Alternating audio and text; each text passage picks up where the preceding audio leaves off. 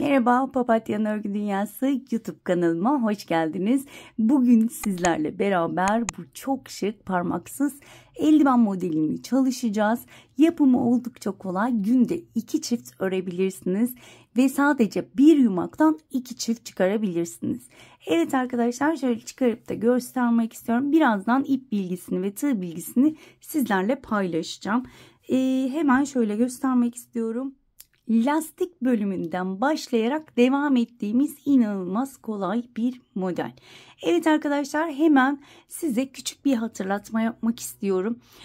Çoğu takipçim eldivenlerin çok küçük olduğunu söylüyor. Hemen onu şöyle belirtmek istiyorum. Kullandığınız ip, kullandığınız tığ, elinizin sıkılığı çok fark ediyor arkadaşlar. Benim elim gevşek olduğu için 2.50 milimlik tığ kullandım ve gevşek ördüğüm için bu şekilde model büyük bir şekilde çıkıyor. Hemen size ölçü de vermek istiyorum. Bakın şöyle boydan ölçtüğümde 18 santim. Şöyle enden ölçüyorum. 10,5-11 santim arkadaşlar. Sizler ördüğünüzde sizler de ölçün. Eğer küçükse eliniz sıkıdır veya kullandığınız ipler incedir. Ama zaten hiç üzülmeyin böyle bir şey olursa. Ben zaten birazdan daha büyük veya çocuklar için nasıl yapılır tek bilgilerini sizlerle paylaşacağım. İsterseniz hemen bu güzel modelin yapımına geçelim. Geçmeden önce minik hatırlatmamı yapmak istiyorum. Biliyorsunuz ki kanalım tamamen ücretsiz. Kanalıma tamamen ücretsiz abone olup bildirimleri açıp bu videoyu da beğenirseniz hem bana destek olmuş olursunuz hem de bu videonun birçok kişiye ulaşmasını sağlamış olursunuz diyorum ve hemen bu güzelliklerin yapımına geçiyorum. Evet arkadaşlar, hemen ipimden bahsetmek istiyorum. Alize Süperlana klasik ip kullanıyorum. Çok tatlı bir yeşil rengi arkadaşlar. Şu anda elimde renk kodu olmadığı için maalesef sizlerle paylaşamıyorum. Kullandığım tığ numarası ise 2.50 milimlik tığ. İsterseniz hemen başlayalım. Öncelikle zincir çekerek başlıyorum. Ve öncelikle lastik bölümüyle başlıyorum. 15 tane zincir çekeceğim. 1, 2, 3, 4, 5, 6, 7, 8, 9, 10, 11, 12, 13, 14, 15. Hemen önümdeki zincire batıyorum ve sık iğne yapıyorum. Ve sıra sonuna kadar her bir zincire batarak sık iğne yapıyorum. Toplamda 14 tane sık iğnem olması gerekiyor. Bu şekilde sıra sonuna gelmek üzereyim. Toplamda 14 tane sık iğnem oldu. Bu şekilde şöyle hemen göstermek istiyorum. Lastik bölümü şu şekilde olacağı için ne kadar uzunluk istiyorsanız o kadar uzun yapacaksınız arkadaşlar. İlla 15 zincir değil, daha az, daha kısa çekebilirsiniz zinciri. Bu tamamen size kalmış. Bir zincir çekiyorum. Modeli çevirdim ve bakın şöyle hemen önümdeki ilmeğin önüne batıyorum arkadaşlar. Şöyle biraz netleştireyim. Evet. Bakın batıyorum, kapatıyorum. Yani sık iğne yapıyorum. Ama şu şekilde batmıyorum. Şu şekilde tutuyorum ve arka ilmekten, tek ilmekten alarak bu sırayı da bu şekilde devam ediyorum. Sıra sonuna kadar tüm sık iğne tepelerine batarak şöyle arkadan sıra sonuna kadar devam ediyorum. Sıramın sonuna geldim. Son ilmeğe de batıyorum. Sık iğnemi yapıyorum. Bir zincir çektim. Modeli çevirdim. Bakın hemen dibinden başlıyorum. Birkaç sırayı sayarak yaparsanız eksilme veya arttırma yapmazsınız. Bakın önlerden bütün sıraları bu şekilde devam edeceğiz. Önden ilmek alarak sık iğne yapıyorum. Önden veya arkadan işte ön arkayı bazen karıştırıyorum. Şöyle arka oluyor zannedersem. Arkadan tek ilmek alarak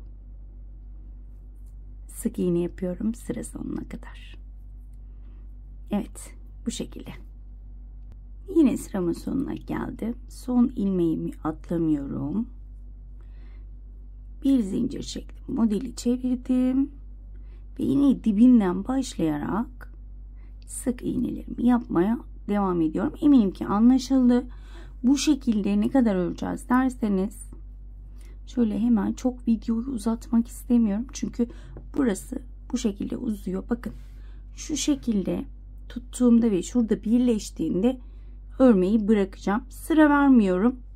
Sizler bileğinize uygun bir şekilde uzunluğunu ayarlayın. Daha sonra burada buluşalım.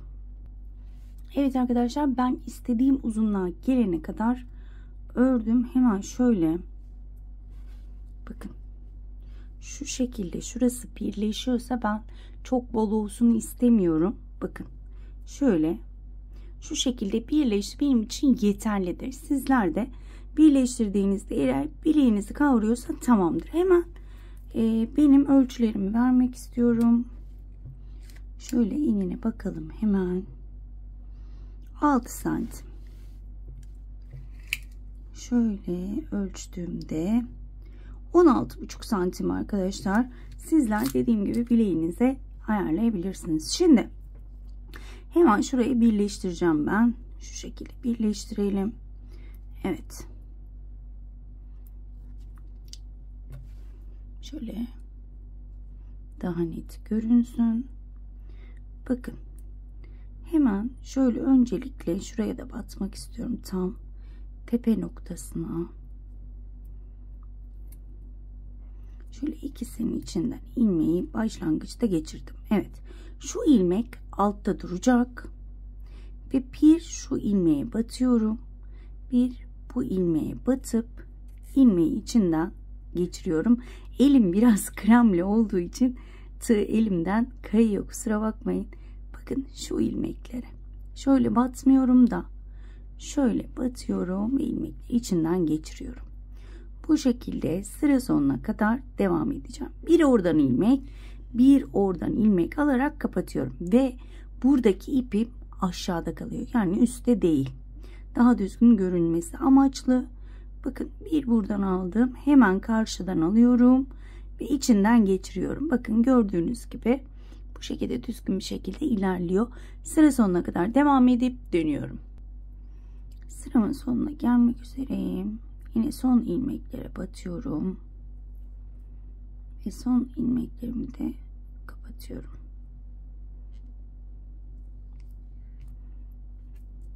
Evet.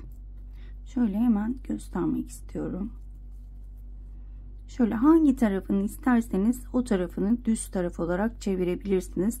Ben de şu anda bakıyorum hangisi daha güzel diye. İki taraf da güzel bence. Hemen başlayabiliriz modeli yapmaya. Evet.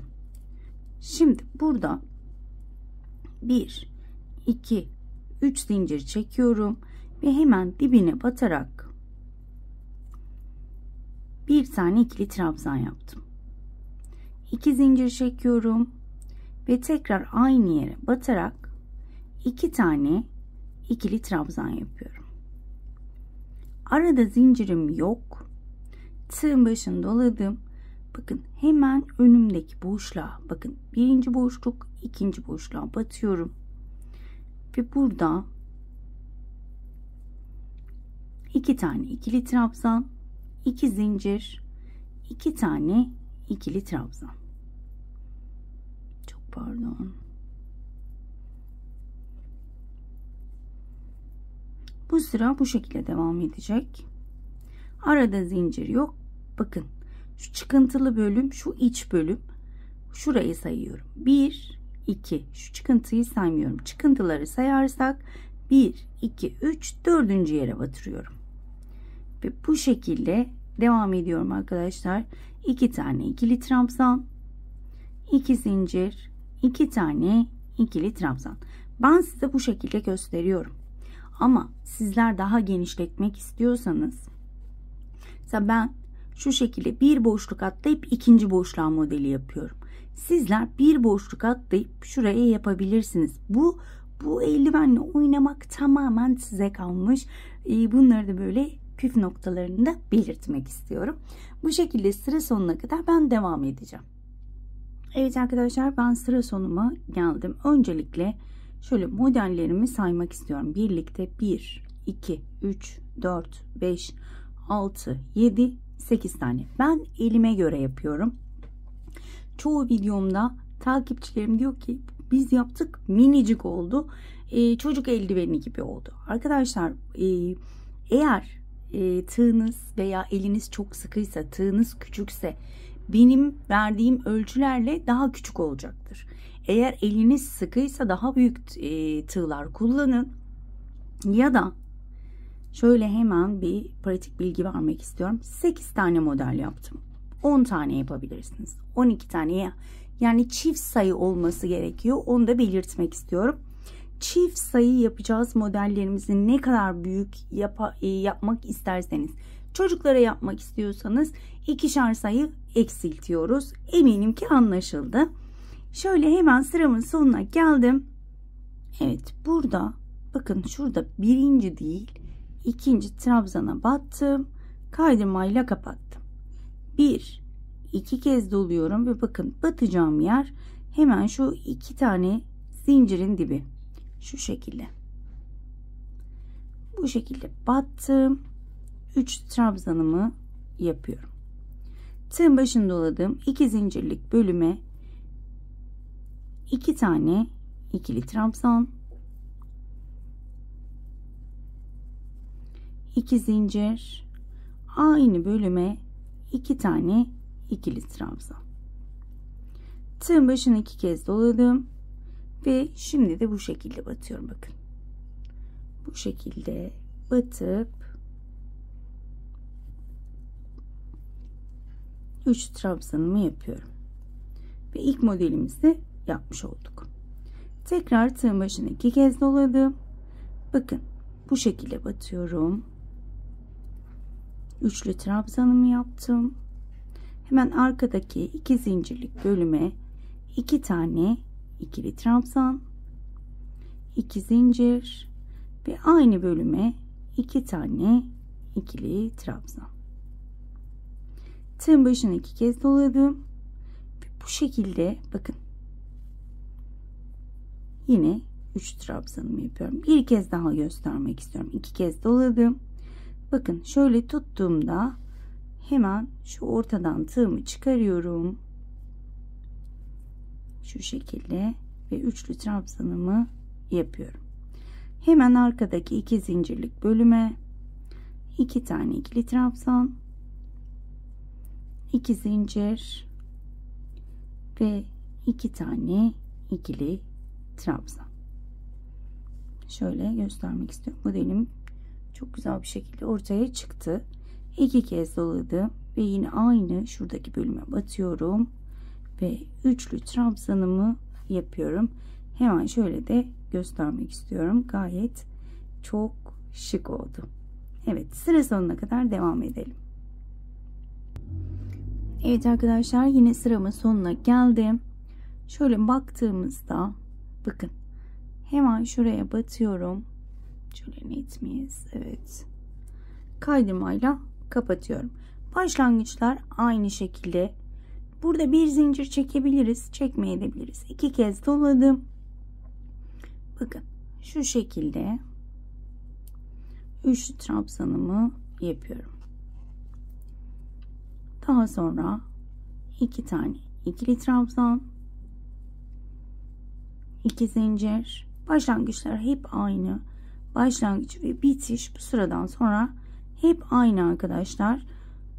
En son 2 tane ikili trabzanımı yaptım. 2 kez doladım. Bakın tam bu şekilde batırıyorum. Üçlü trabzan. Bir kez daha göstereceğim. 2 kez doladım. Bakın hemen buraya batıyorum. Ve bu şekilde devam ediyorum. 2 zincir, aynı yere battım. 2 tane ikili trabzan, 2 kez doluyorum ve bu şekilde batıp 3 trabzanımı yapıyorum. Ne kadar öreceğiz derseniz eğer, şöyle hemen göstermek istiyorum. Bakın bu tam benim elime uygun, gördüğünüz gibi. şöyle şu parmaklarımı şöyle, bakın şöyle çekelim biraz. Şuraya gelene kadar öreceğim. Şuraya gelene kadar bırakacağım. Hemen diğerini de göstermek istiyorum. Şöyle daha önceden örmüştüm. Hemen, hatta elime büyük bile bu. Ben şöyle elimi iyice sarsın istiyorum. Evet. Bakın şu şekilde şuraya gelene kadar. Şöyle giydiğinizde buraya geldiyse tamamdır. Hemen parmak kesimimizi yapabiliriz. Evet. Ben diğerini de aynı şekilde buraya gelene kadar, hatta kaç sırada onu da söyleyeyim. 1, 2, 3, 4, 5, 6 sıra örmüşüm. Daha sonrasında da parmağı kesip devam etmişim.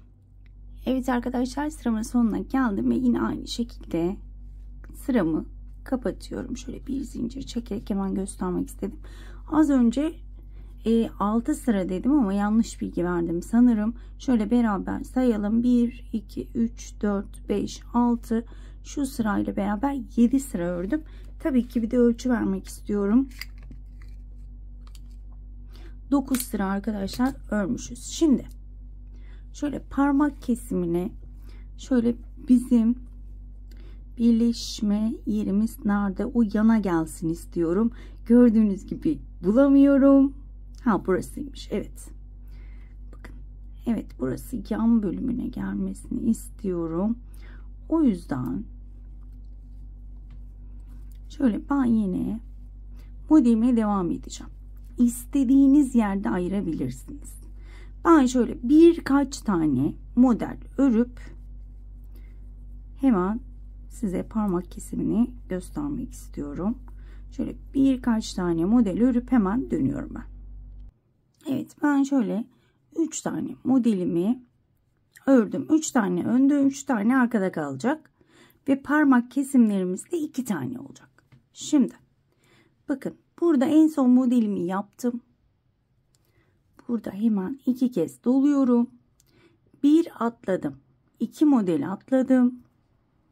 Şöyle 3. modelin, bakın 1, 2, 3. modelin yine aynen devam ediyorum model yapmaya. Sadece 2 tane gördüğünüz gibi modeli atlamış oldum şu şekilde. Yine modelimi yapmaya devam ediyorum. Parmağımızı da kesmiş olduk. Arkası önü aynı olduğu için bu eldivenin sağ solu yok. Aynı şekilde diğerini de yapabilirsiniz. Sağ sol ayrımı yapmadım arkadaşlar. Onu kendiniz ayarlayabilirsiniz. Şöyle hemen göstermek istiyorum. Gerçekten çok güzel oldu. Bakar mısınız? Parmak kesim yerimizde burası. Yine ben sıra sonuna kadar devam edip hemen dönüyorum. Sıramın sonuna geldim. Yine kapatma yöntemim aynı şekilde. Şöyle bir zincir çekeyim, hemen göstermek istiyorum sizlere.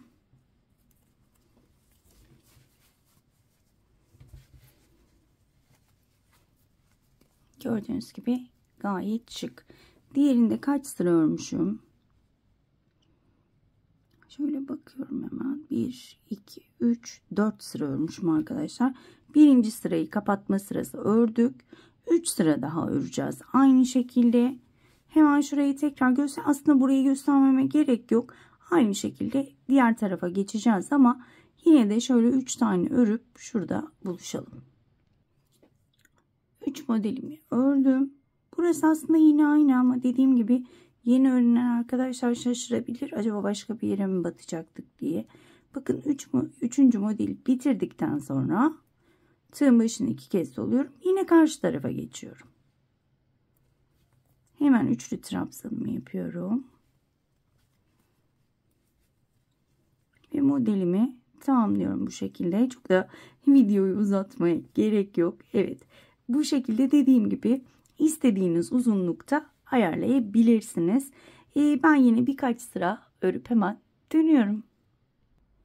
Evet arkadaşlar, yine sıramın sonuna geldim. Aynı yöntemle kapatıyorum. Bir zincir çektim. Hemen şöyle göstermek istiyorum. Bakın ilk sırayla şuradan sayıyorum. 1, 2, 3, 4 sıra ördüm. Ama sizler dediğim gibi elinize benim gibi şöyle geçirin. Hani bazı arkadaşlar diyor ya, biz yaptık minik oldu. Gördüğünüz gibi benim elime büyük bile arkadaşlar.